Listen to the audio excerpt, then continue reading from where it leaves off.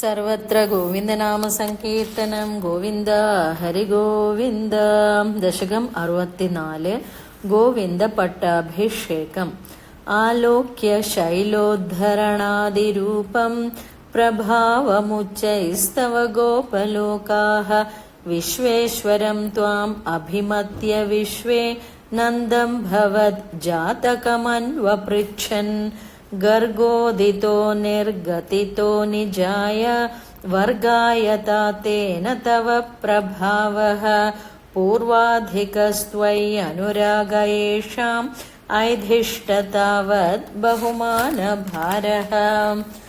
ततो वमानोदिततत्त्वबोधः सुराधिराजः सह दिव्यगव्या उपेत्य तुष्टावसनष्टगर्वः।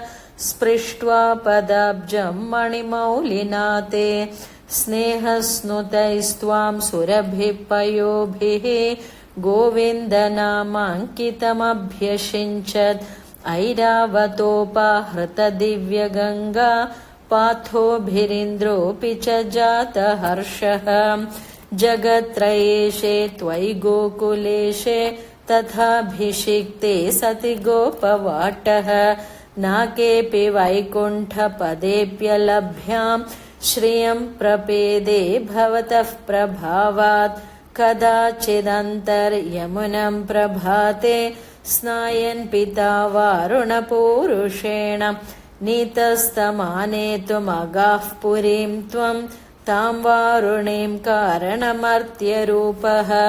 ससम्भ्रमं तेन जलाधिपेन प्रपूजितस्त्वं प्रतिगृह्यतातम्।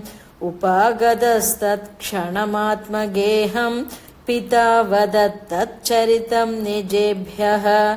हरिं विनिश्चित्य भवन्तमेतान् भवत्पदालोकनबद्धतृष्णान् निरीक्ष्य विष्णो परमं पदं तद् दुरापमन्यैस्त्वमदीदृशस्तान्।